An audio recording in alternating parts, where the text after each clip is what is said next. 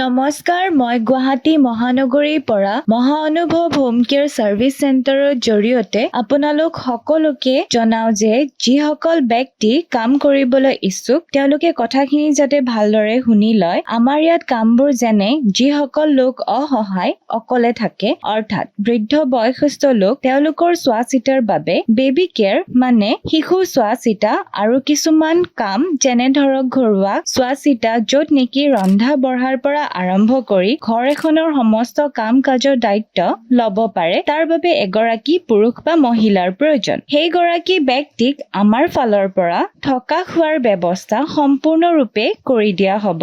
এনেকুৱা ধৰণৰ কামবোৰ গতিকে যদি আপোনালোক কোনোবাই কৰিবলৈ বিচাৰে মোক যোগাযোগ কৰিব। যোগাযোগৰ বাবে ফোন নম্বৰটো মই ভিডিঅ'টো স্ক্ৰীনত দি দিছো। মোক কন্টেক্ট কৰি ল'ব।